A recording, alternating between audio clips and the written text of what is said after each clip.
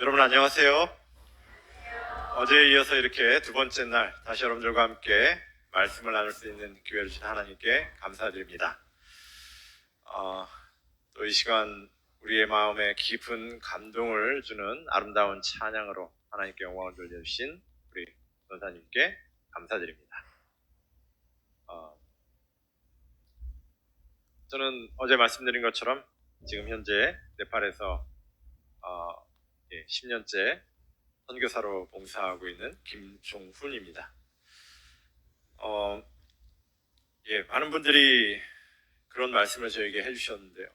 오늘 저녁에도 어떤 시선님께서 오셔서 우째 네팔을 가셨냐고 그렇게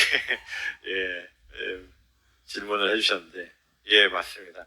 근데 그렇죠. 하나님이 경험하고 싶어서, 하나님 정말 깊이 만나고 싶어서 네팔에 갔습니다. 사실 한국에서 제가 목회를 하고 있었고 제 아내는 삼육초등학교 교사로 봉사하고 있었기 때문에 그냥 그럭저럭 안정적으로 살 수 있는 어떤 그러한 형편에 있었지만 그게 그렇게 중요하게 느껴지지 않았습니다. 정말 하나님을 경험해보고 싶었고 하나님을 더 깊이 만나고 싶었고 그 내가 경험한 하나님을 제가 전하고 싶었어요. 그래서 제가 네팔에 가게 된 것입니다. 어제는 제가 우리 머리로만 아는 믿음과 체험과 경험을 통해서 나의 삶 속에 증명된 믿음에 대해서 여러분들께 좀 말씀을 드렸는데요.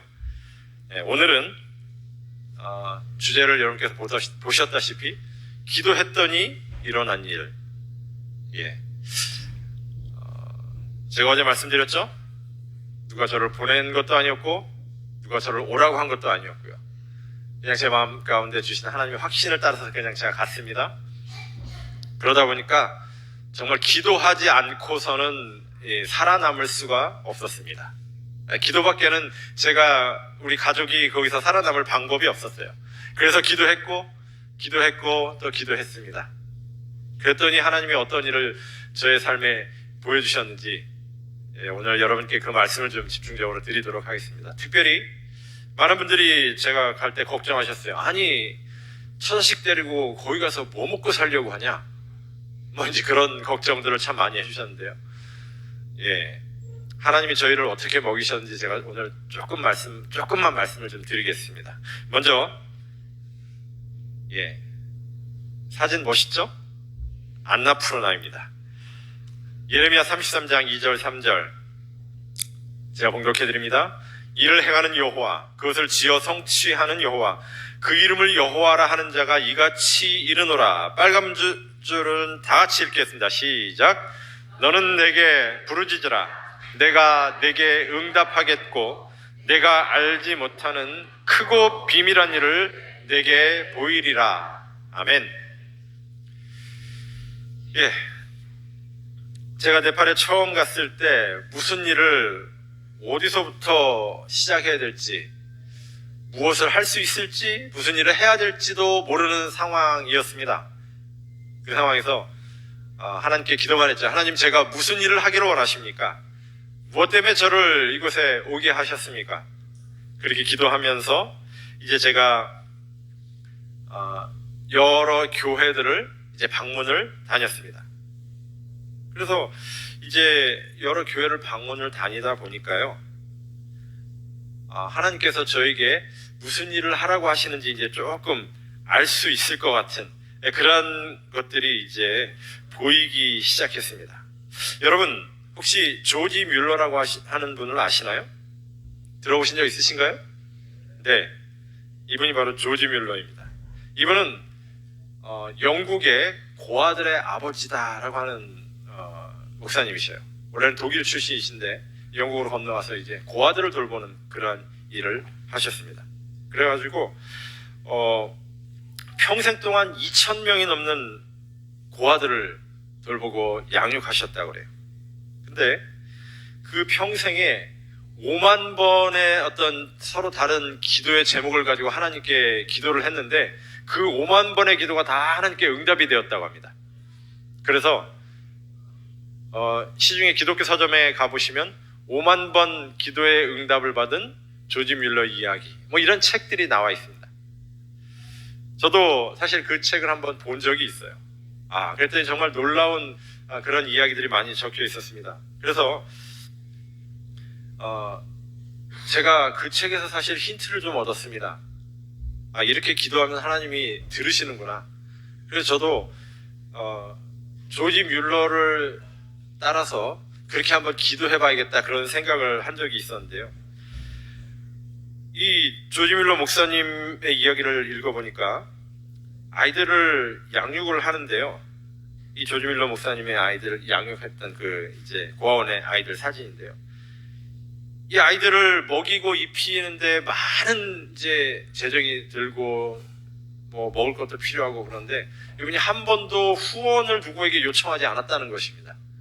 그럼 어떻게 했냐면 뭔가 필요할 때, 쌀이 떨어졌을 때, 돈이 떨어졌을 때, 아이들을 위해서 뭔가 제공해야 할 때 늘 골방에 들어가서 하나님께 기도만 하셨대요.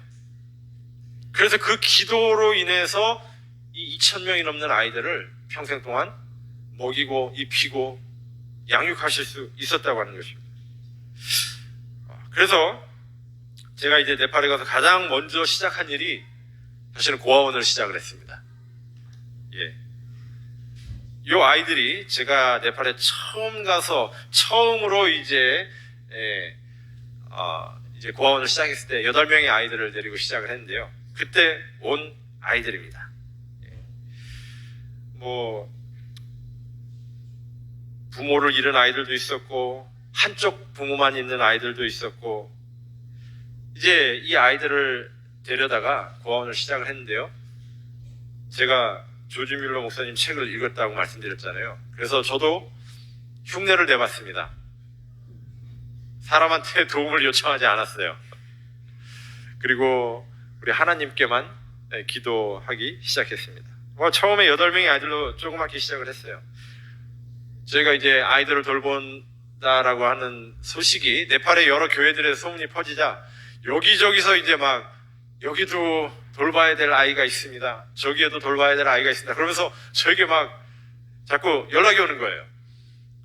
한 번은 제가 이제 지방의 어느 교회에 초청을 받아서 이제 설교를 하러 안식일에 갔는데 예배 끝나고 났더니 한 3분 정도가 줄을 서서 저를 기다리고 있어요.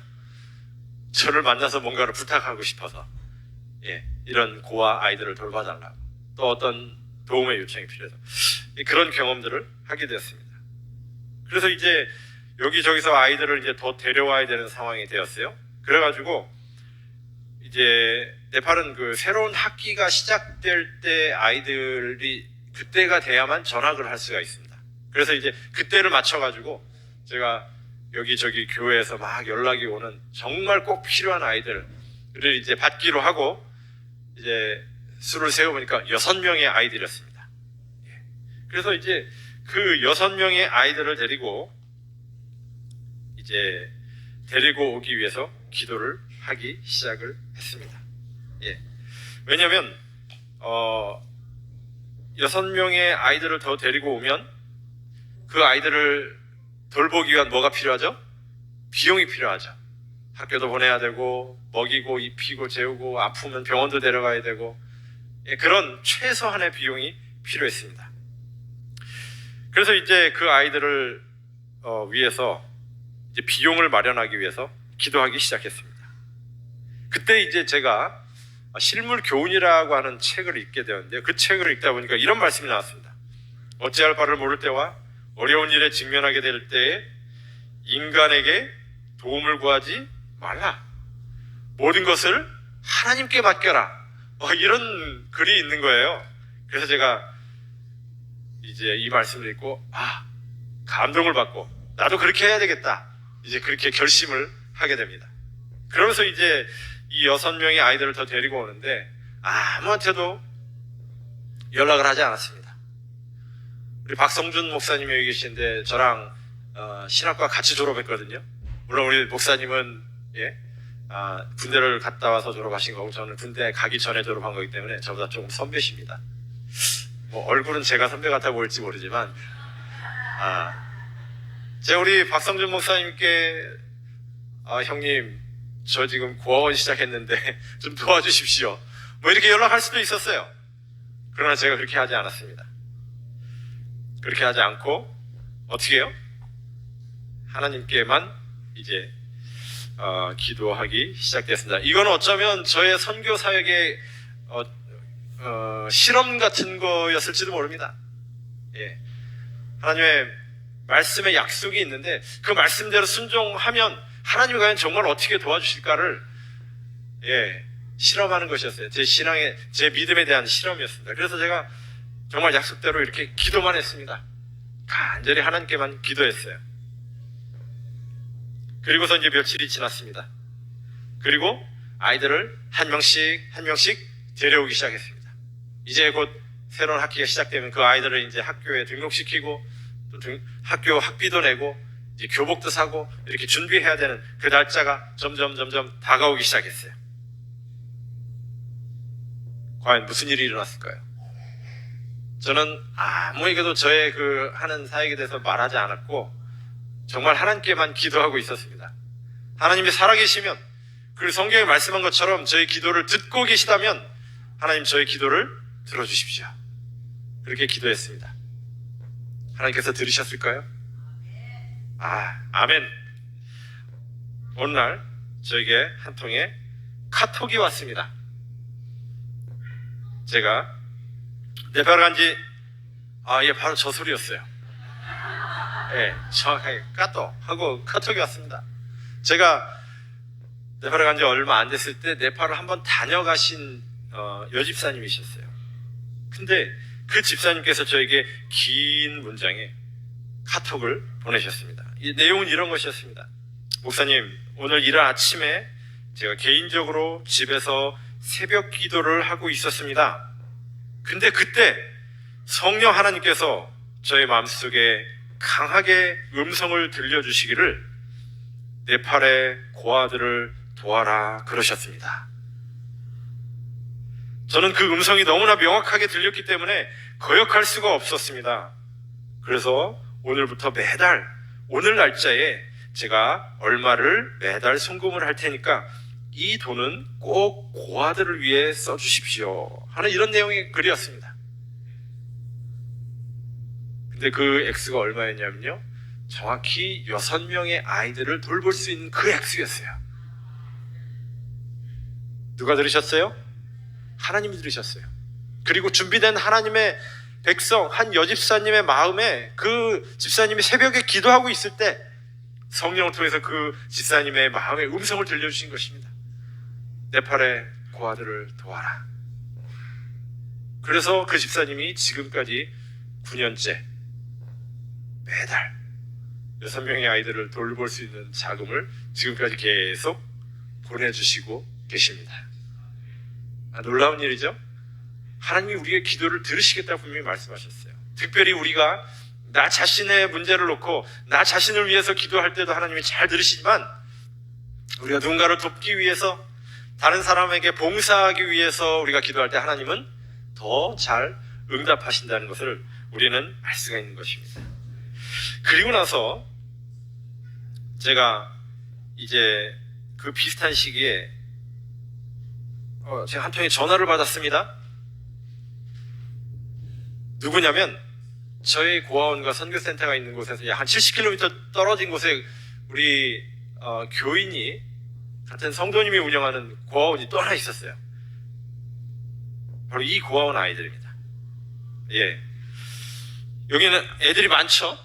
저희는 이제 막 시작하는 10몇 명밖에 안 되는데 24명의 고아들이 있는 곳이었습니다. 근데 이쪽 제일 여러분들 보시기에 왼쪽에 약간 얼굴이 잘렸는데요. 저분이 이제 그 고아원 운영자이신데 저분이 저에게 전화를 하신 거예요. 왜 전화를 했냐면 이제 그때가 그 새로운 학기가 시작하기 한 열흘 정도 전이었습니다. 이 새로운 학기가 시작되려면 이제 우리 아이들 교복도 사야 되고 등록금도 내야 되고 교과서도 사야 되고 학용품도 사야 되고 살 게 많은데 저희가 지금 돈이 없대요. 그러면서 저에게 도와달라고 전화를 한 것입니다.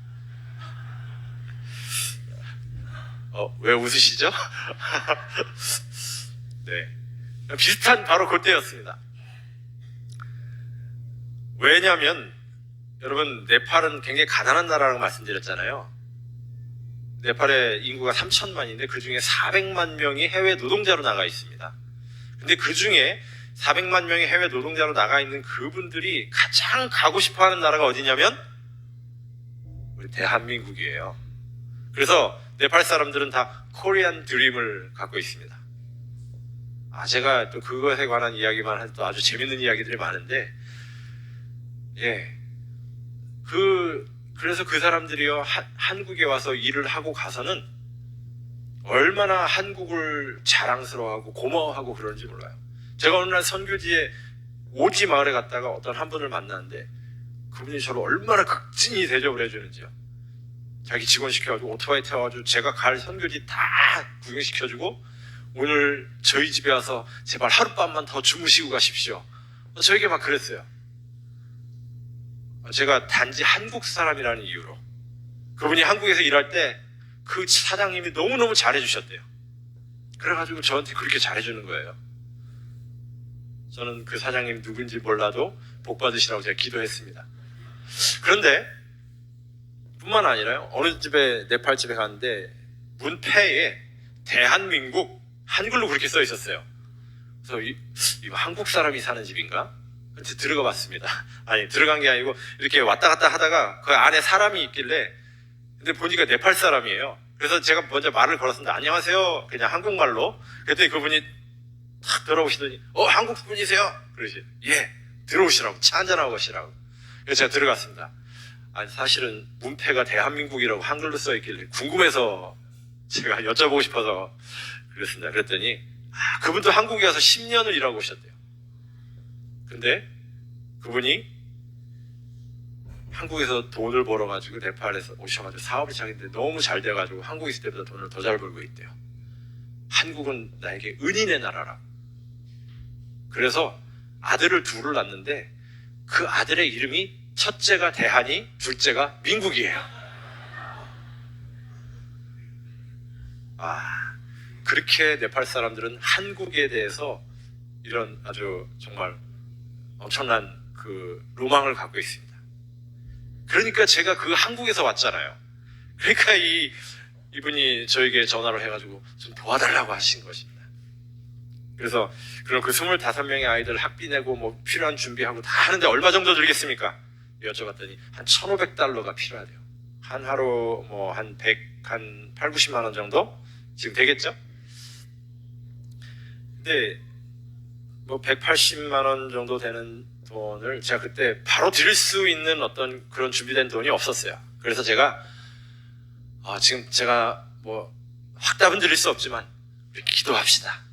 기도하시면 하나님께서 주실 거라. 기도하자. 그렇게 말씀드렸어요. 그리고 나서 이제 그 다음날 제가 시장에 물건을 사러 갔다 이분을 거기서 딱 만났어요. 이분이 엄청 반갑게 저를 만나시더니 제 손을 잡더니 또 그 말씀을 하시는 거예요. 우리 고아원 아이들 지금 새 학기 준비해야 되는데 돈이 없어요. 제가 그분 손을 꼭 잡고 다시 한번 이야기했습니다. 우리 기도하자고. 제가 지금은 뭐 드릴 돈이 없지만 기도하면 하나님께서 주실 것이라고.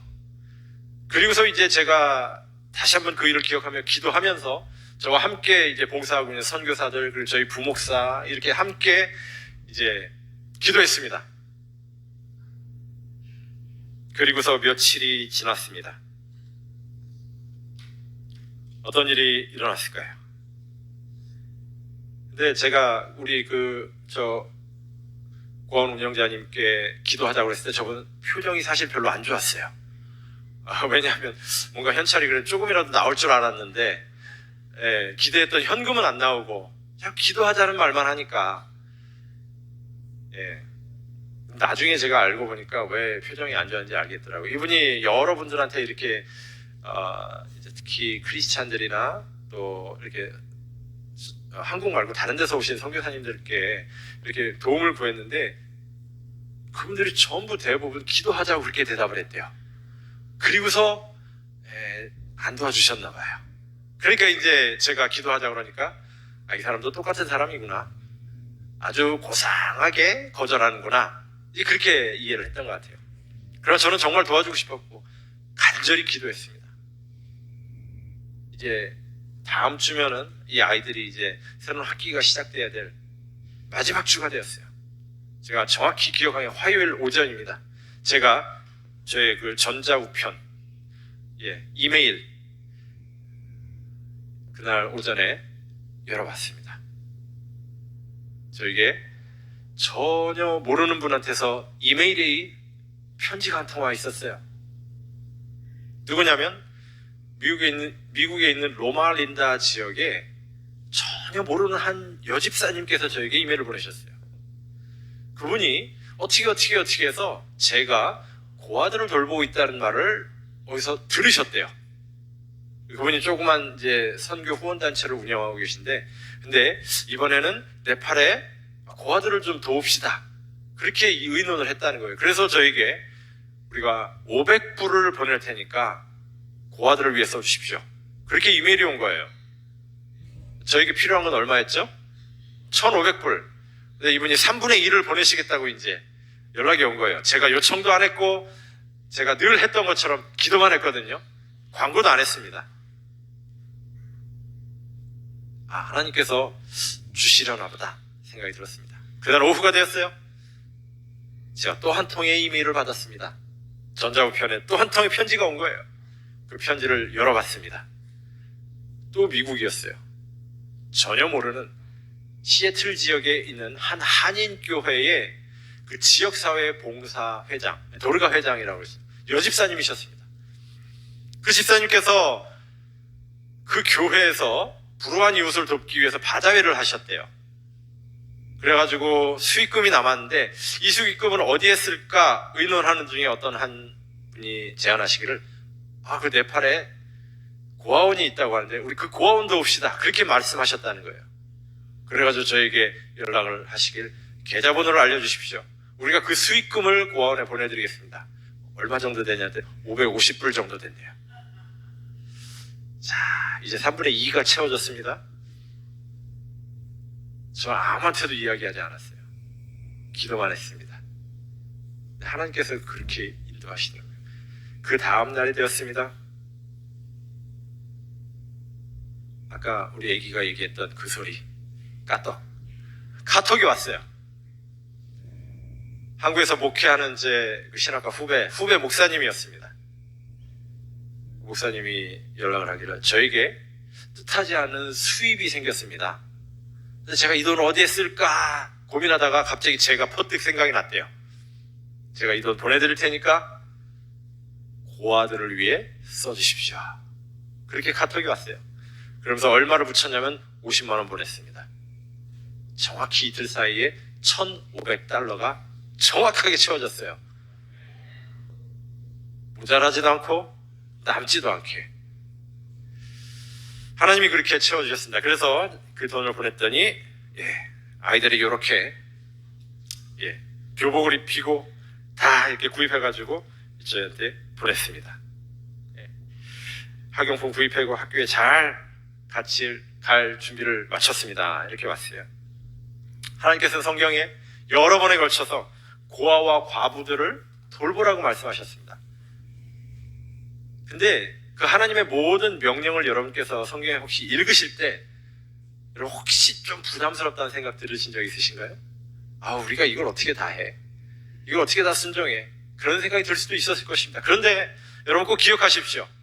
하나님의 모든 명령은 약속이다. 하나님의 모든 명령은 뭐라고요? 약속이라고요. 그 모든 명령 안에 하나님께서 그렇게 할 수 있는 능력과 필요한 것을 채워주시겠다는 약속이 포함되어 있다고 하는 사실입니다. 여러분들이 그걸 생각하신다면 성경을 읽으시면서 뭐 해라, 뭐 하지 말라, 그런 말씀을 읽으실 때요, 부담스러울 게 하나도 없습니다. 왜냐하면 하나님께서 아까 우리 읽은 성경 말씀 있죠. 너는 내게 부르짖어라. 그 다음에 뭐라고 말씀하셨어요? 그럼 내가 너에게 응답하여 줄게. 모든 말씀엔 약속이 포함되어 있습니다, 여러분. 부담스러울 거 하나도 없어요. 하나님이 하라고 하셨으면 그냥 하면 돼요. 아까 말씀드렸던 우리 이 조지 뮬러 목사님이요. 제가 그 책을 아까 읽었다고 말씀드렸죠. 조지 뮬러 목사님도 똑같이 그렇게 하셨더라고요. 음식이 떨어졌는데 여기저기 돈을 빌리러 또는 먹을 것을 구하러 다닌 게 아니라 골방에 들어가서 그냥 기도하시는 거예요. 하나님께서 놀라운 방법으로 어떤 사람이 빵과 먹을 거를 잔뜩 말에 싣고 그 고아원으로 와가지고 아이들을 먹이게 됩니다. 그런 경험들이 이제 계속 나와요.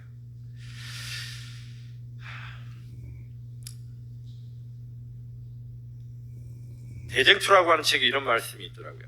하나님과 기도로 씨름하는 것이 무엇인지를 깨닫고 있는 자들이 얼마나 적은가. 모든 힘이 다할 때까지 강렬한 열망을 가지고 온 심령을 다 기울여 하나님을 찾는 자들이 얼마나 적은가. 그런 말이 있더라고요. 하나님은 오늘 우리에게 뭘 요구하시냐면요, 정말 모든 걸 다해서 기도해라, 나에게 구해라 라고 말씀하고 계시는 것입니다.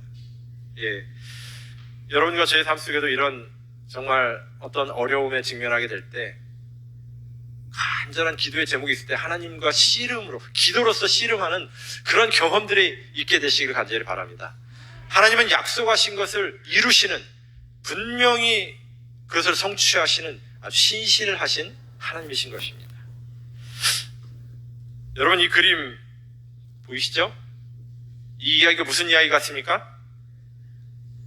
다윗과 골리앗. 예, 다윗과 골리앗 이야기입니다. 너무나 잘 아는 이야기죠. 어린 소년 다윗이 정말 덩치가 크고 거인으로 보이는 그 골리앗과 맞서 싸우는 이야기입니다. 이 골리앗이라고 하는 사람이 성경의 기록에 보면 어느 나라 사람이에요? 블레셋. 지금으로 말하면 어느 나라죠? 지금 이스라엘과 며칠 전에 전쟁을 일으킨 나라죠. 팔레스타인. 예, 이 다윗 시대부터 싸우던 나라가 지금까지 싸우고 있는 거예요. 참 아주 끈질긴 역사입니다. 참 가슴 아픈 일들이 너무 많더라고요. 뉴스를 보니까. 참, 예. 근데 이때도 마찬가지였어요. 팔레스타인의 그 정말 이 골리앗이라고 하는 저 거인 장수가 이스라엘을 침공하면서 이제 하나님의 백성들, 이스라엘 앞에서 이제 하나님의 백성들을, 군사들을 아주 위협하면서 저렇게 서 있는 것입니다. 큰 소리를 지르면서 40일 동안 이스라엘을 위협했습니다. 근데 그리고 이스라엘이 믿는 그 하나님을 모독했어요. 여러분, 그때나 지금이나 이스라엘과 이 팔레스타인의 전쟁은 사실은 한 민족과 한 민족의 전쟁이기 이전에 그들이 믿는 신과 우리가 믿는 신의 전쟁인 것이었어요. 네, 그때나 지금이나 똑같습니다. 그래서 이 골리앗이 나와서 지금 누구를 욕하는 거예요? 하나님을 모독하는 거예요. 야, 니들이 믿는 신? 그 신이 진짜 살아있어? 그럼 한번 나와서 나랑 한번 붙어볼 사람 있으면 나와봐. 니들이 믿는 신이 진짜 신이면 나 이길 수 있을 거야. 이렇게 지금 하나님을 모독하고 욕하고 있는 거예요. 며칠 동안요? 40일 동안. 그런데 하나님의 백성이라고 하는 이 이스라엘에 그 골리앗을 맞서 싸울 사람이 지금 있어요, 없어요? 없어요. 없는 것입니다.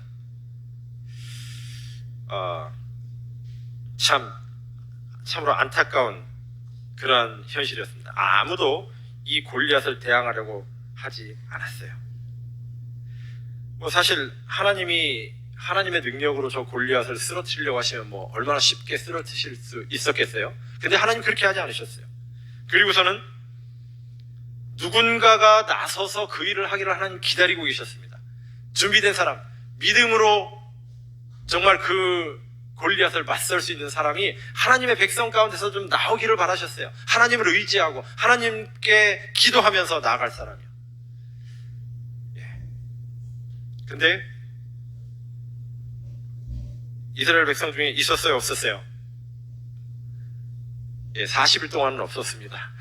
근데 나중에 한 사람이 나왔죠. 그게 누구였습니까? 바로 다윗입니다. 우리가 잘 아는 다윗이에요. 예, 다윗이 끝내는 이제 그 골리앗을 쓰러뜨렸죠. 사실 다윗의 어떤 그 모습 속에서 우리는 다윗이 정말 연약하고 조그만한 얼굴이 붉은 소년이었다고 그랬거든요. 그때가 한 15살 정도밖에 안 된 그런 아이였어요. 그러니 성장도 다 끝나지 않은 그 소년이 이 골리앗을 맞아 싸워서 이겼던 것입니다. 그 소년 속에 도대체 무엇이 있었길래요? 무엇이 그 소년으로 하여금 골리앗을 이길 수 있게 만들었을까 하는 것입니다. 제가 오늘 여러분들께 제가 경험한 하나님에 대해서 이렇게 말씀을 드리고 있지만요, 아직도 저의 삶 속에 여전히 제가 보기에도 참 부족한 것들이 너무 많아요.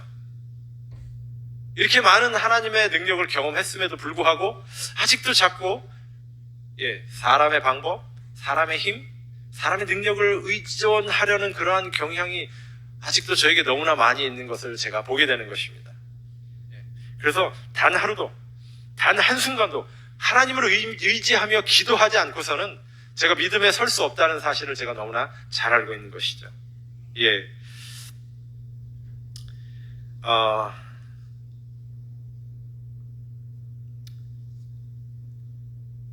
그래서 여러분, 우리가 성경을 매일매일 읽고 그 하나님을 우리가 안다고는 하지만 그 하나님을 아는 것이 과연 내 머릿속에서만 아는 것인지 나의 가슴을 통해서 나의 삶에 실천될 수 있는 그 알민지를 우리가 잘 점검을 해봐야 되는 거예요.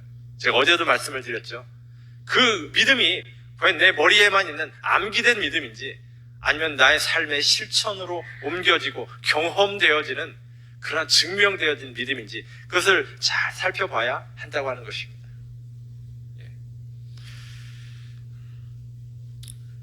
다른 말로 하면요, 우리는 다윗이 골리앗을 이기는 경우를 성경에서는 믿지만 성경이 아닌 우리의 현실, 우리의 삶 속에서는 과연 우리가 그것을 믿고 있냐 하는 것입니다.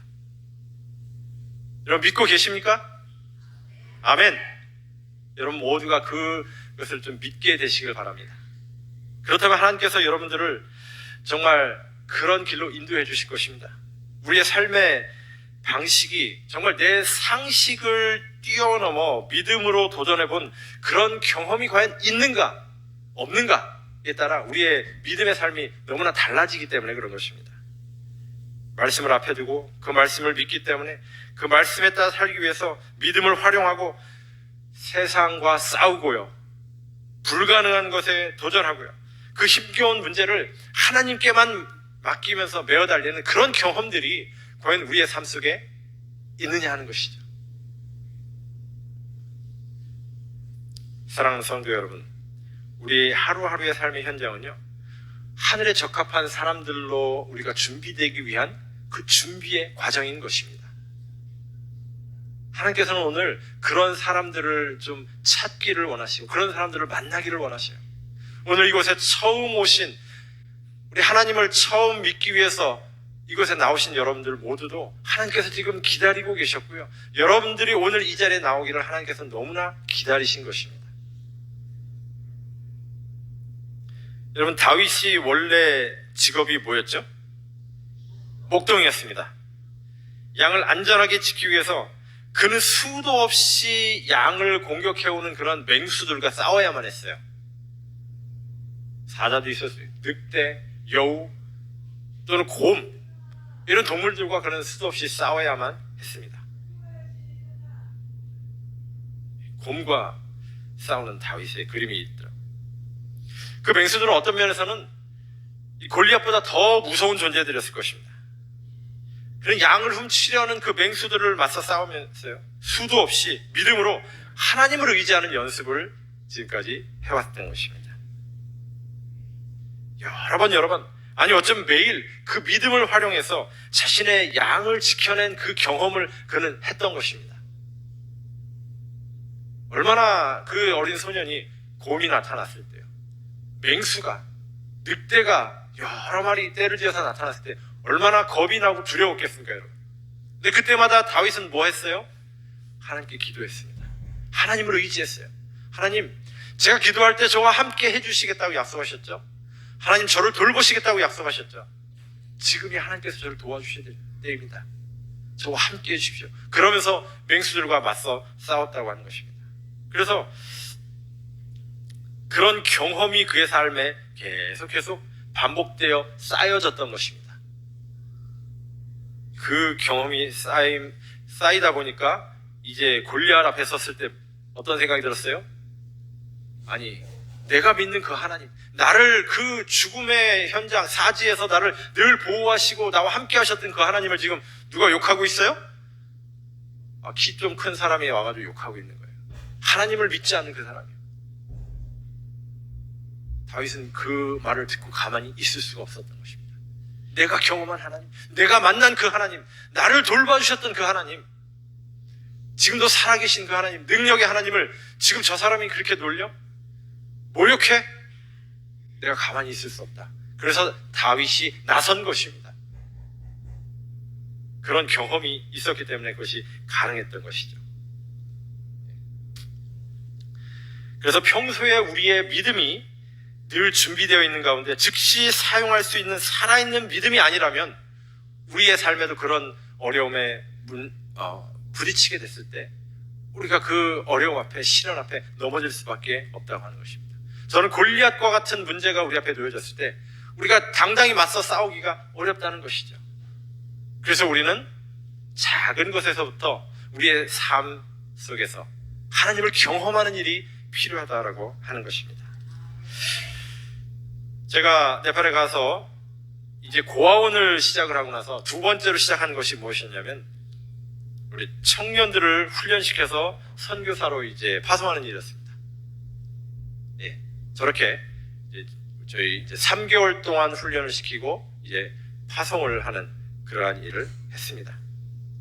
그래서 이제 저희가 주로는 그 청년이 봉사하고 있던 교회에서 봉사하도록 원래 이제 그 출신 교회로 저희가 파송을 했습니다. 그곳에서 봉사하도록.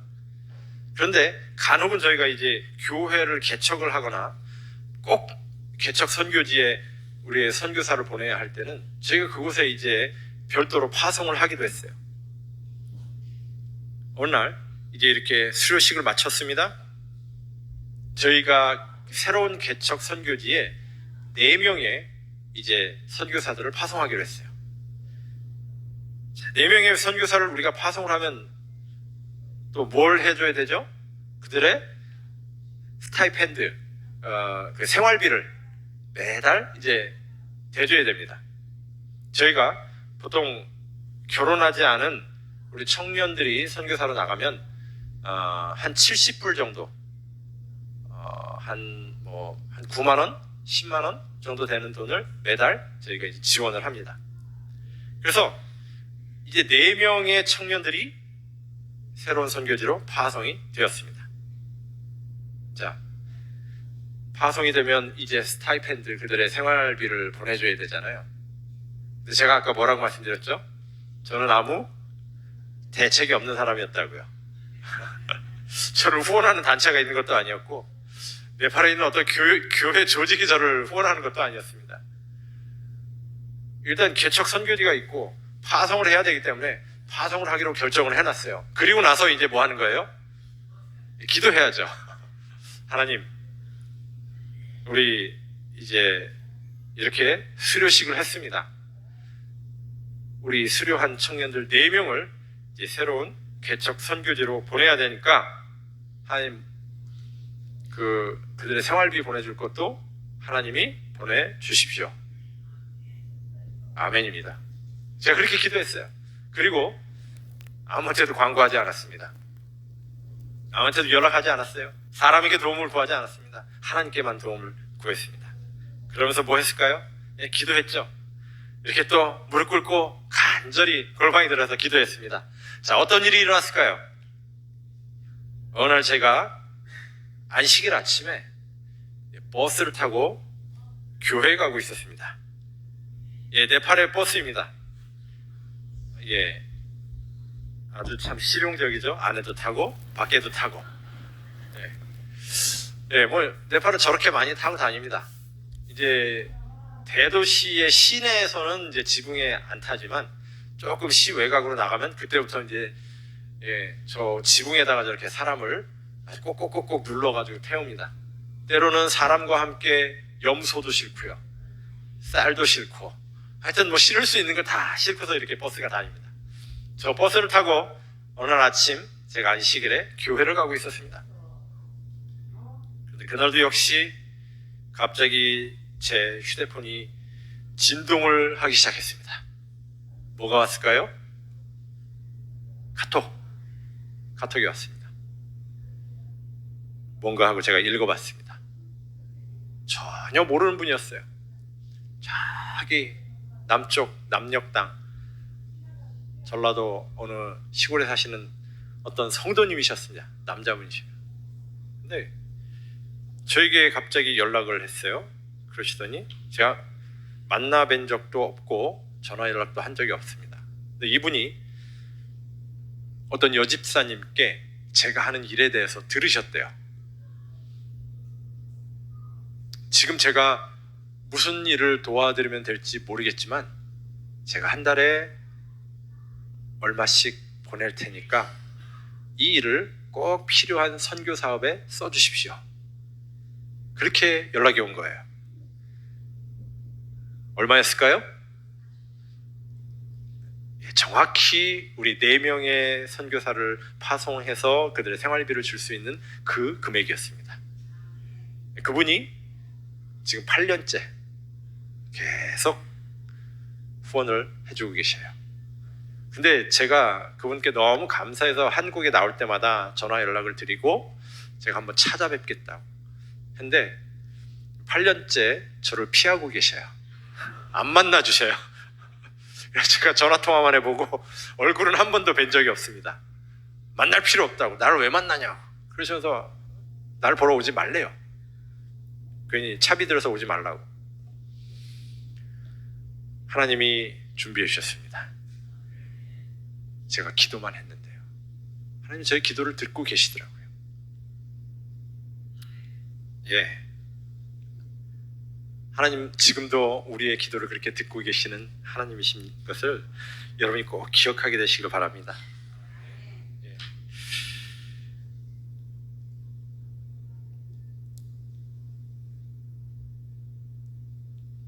조지 뮬러 목사님의 책을 읽다 보니까 이런 말이 있었습니다. 그 조지 뮬러 목사님은요, 평생 살아갈 동안 딱 일주일 살 돈을 늘 갖고 살았다, 그렇게 기록이 돼 있더라고요. 일주일 이상 살 돈이 없었다고요. 그러면서 이렇게 말씀하셨어요. 조지 뮬러 목사님이 믿음은 사람의 능력이 끝나는 곳에서 시작된다, 그런 말을 했더라고요. 사람의 능력이 끝나는 곳에서 믿음이 시작된다고요. 사실 네팔에서 저도 일주일 내지 2주일 정도 뭐 그렇게 가지고 살았던 것 같습니다. 늘 이제 그렇게 살아왔어요. 하늘 보고 사는 거죠. 천수답 인생이라고 해야 될까요? 제가 어느 날 아내가 저에게 이제 이런 말을 했습니다. 이번 주 안에 이제 우리 아이들 학비를, 이번 학기 두 아이의 학비를 내야 됩니다, 이렇게 이야기를 해요. 얼마 정도 되냐, 한 $1,000 정도 된대요. 근데 저한테 그렇게 얘기하는 이유는 뭐예요? 통장에 그 돈이 없으니까. 저에게 이야기를 했어요. 그래서 제가 뭐 늘 그랬던 것처럼 기도해야지 뭐, 하나님께서 필요한 거 아시니까 기도하자. 그리고 그날 밤에 정말 간절히 기도했습니다. 하나님, 이번 주 안에 학비 내야 되는데 필요한 거 아시잖아요. 네. 그렇게 기도했어요. 정말 간절히 기도했습니다, 밤에. 그리고 나서 그 다음 날이 됐습니다. 무슨 일이 일어났을까요? 기대되시죠? 뭔 일이 일어났습니다. 저에게 그 페이스북이라고 하는 그 SNS가 있는데, 그 페이스북으로 한 통의 메시지가 왔어요. 제 고등학교 4년인가 5년 후배였습니다. 사업을 하고 있는 친구인데, 저랑 가끔 이렇게 이제 페이스북으로 가끔 안부를 주고받고 그렇게 했어요. 근데 그 친구가 그날 아침에 저에게 연락을 한 것입니다. 어젯밤 꿈속에 제가 나타났대요. 근데 어젯밤 꿈속에 제가 형님을 봤습니다, 그렇게 이야기를 하는 거예요. 그러면서 제가 어떻게 하고 있는 걸 봤냐면 이렇게 하고 있는 걸 봤대요. 제가 무릎 꿇고 뭔가를 위해서 간절히, 정말 간절히 기도하는 그러한 저의 모습을 자기가 꿈속에서 봤다는 거예요. 그래서 아침에 일어났는데 그 꿈이 너무너무 생생하게 자기가 아침에 딱 일어나는데 자기 마음속에 생각이 나더래요. 그래서 우리 선배가 뭔가 이 간절한 필요가 있나 보다, 그런 생각이 자기 들었대요. 그러면서 이제 저에게 말하기를, 제가 오늘 $1,000를 송금할 테니까 꼭 필요한 일을 위해 사용하십시오. 그렇게 이야기를 한 거예요. 누가요? 하나님께서 꿈을 통해서 그렇게, 마치 제가 기도하고 있을 때 저를 이렇게 카메라로 비디오를 딱 찍었다가 제 후배가 잠자고 있는데 꿈속에 그 비디오를 딱 보여주신 것처럼 저의 기도하는 모습을 보여주신 거예요. 그래서 그 친구가 $1,000를 저에게 송금을 했습니다. 우리 하나님 정말 놀라우신 분이셔요. 저는 그 경험을 수도 없이 많이 했기 때문에 여러분들 앞에 정말 자신 있게 말할 수 있습니다. 제가 지금까지 네팔에 있는 건 하나님의 은혜고요, 하나님의 살아계심에 대한 분명한 증거인 것입니다. 제가 정말 이런 것들뿐만 아니라 아주 사소한 것들도 하나님이 저에게 참 많은 은혜를 주신 것을 제가 경험을 했는데요. 하루는 제가 이제 네팔에서 바쁜 일정을 마치고 이제 저희 그 비자 연장을 위해서 한국에 또 나오게 되었어요. 그래가지고 이제 공항으로 갔는데 정말 그 이제 티켓을 받아야 되는 시간에 정말 아슬아슬하게 도착을 해가지고, 바쁘게 이제 일을 마치고 하다 보니까 그렇게 도착을 했어요. 그래가지고 간신히 이제 보딩 패스를 받고 이제 좌석 배치를 받았습니다. 여기가 네팔 그 국제공항입니다. 네팔의 유일한 국제공항. 뭐 규모는 홍성역보다 조금 큽니다. 저기에 갔어요. 그래가지고 이제 제가 짐을 붙이고 이제 보딩 패스를 딱 받았습니다. 이게 대한항공 보딩 패스인데요. 이 보딩 패스 이제 이제 티켓을 받은 거예요.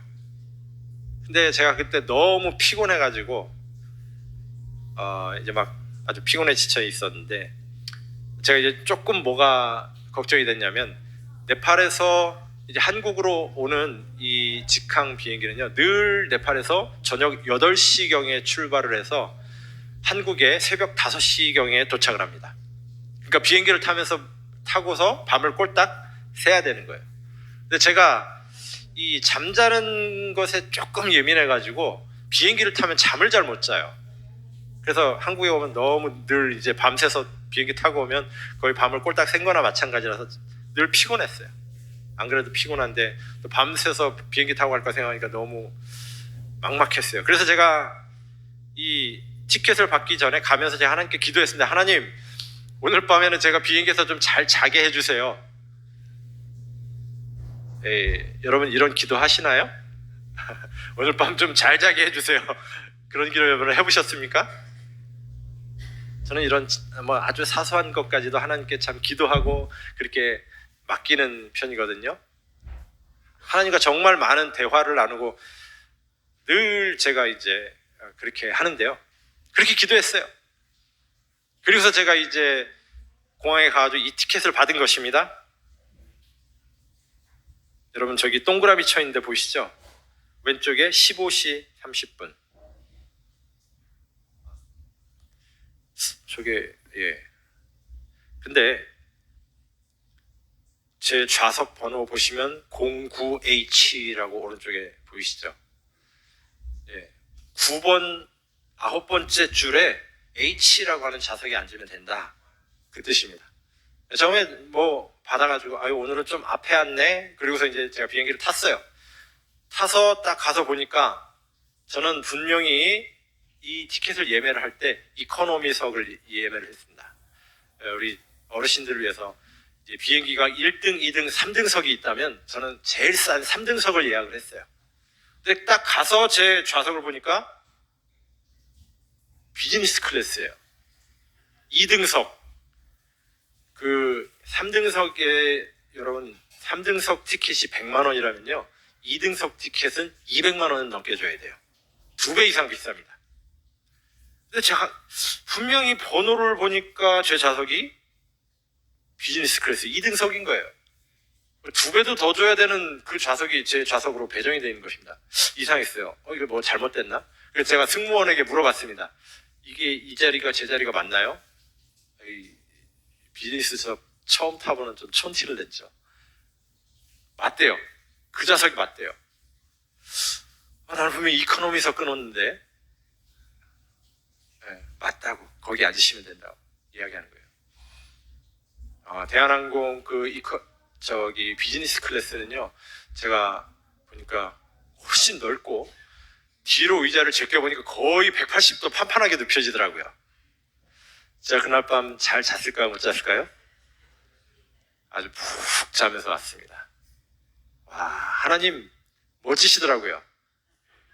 저희 그런 기도까지 들어주시더라고요. 제가 잠 못 잘 것 같으니까 잠자게 해주세요 했더니 등급을 올려버리셨어요. 그냥 2배 이상 더 비싼 좌석으로 저를 탁 정말 모셔주셨어요. 너무나 잘 자고 그날 한국에 도착했습니다. 사랑하는 여러분, 우리가 기도할 때 하나님 우리 곁에서 그 기도를 듣고 계십니다. 성경이 말하는 그 하나님은요, 지금도 살아계신 하나님이셔요. 지금도 우리의 기도를 하나도 빠지지 않고 다 듣고 계시는 분이십니다. 우리가 하나님을 사랑할 때, 그리고 그 하나님이 우리를 향한 그 사랑을 우리에게 서로 받아들이고 그 사랑에 반응할 때요, 하나님의 모든 약속은 우리의 것이 됩니다. 그리고 우리는 늘 이렇게 하나님과 동행하는 기쁨, 기도가 응답되는 그런 기쁨을 우리의 삶 속에서 맛볼 수가 있는 것입니다. 오늘 처음 나오신 우리 사랑하는 주님의 자녀 여러분, 여러분들에게도 그 특권이 오늘 주어져 있습니다. 여러분이 오늘 결심하시면, 그 하나님 내 마음에 받아들이기로 결심하시면 여러분의 삶 속에도 하나님이 분명히 그렇게 역사하시고 도우시고 함께해 주실 것입니다. 그 하나님 여러분의 삶에 더 많이 경험되기를 간절히 소망하면서 오늘 말씀을 마치겠습니다. 기도하시겠습니다. 사랑의 하나님 아버지, 우리가 믿는 그 하나님, 지금도 살아계신 하나님이심을 인해 감사드립니다. 아버지 하나님, 그 창조주 하나님이 온 세상을 주관하시고 온 세상을 다 소유하신 그 하나님이 오늘 우리를 사랑하신다고요. 우리의 마음 문 앞에 서셔서 우리 마음 문을 지금 두드리고 계신다고 고백하시는 그 하나님의 사랑을 인해 아버지 다시 한번 감사드립니다. 오늘 우리가 주님을 향하여 우리의 마음 문을 열게 하여 주시옵소서. 그래서 그 하나님 사랑 우리가 마음껏 경험하고 하나님과 마음껏 사랑을 누리며 이 땅에서 천국을 맛볼 수 있는 주님의 백성 될 수 있게 하여 주시옵소서. 그리스도이신 예수님의 이름으로 간절히 기도드립니다. 아멘.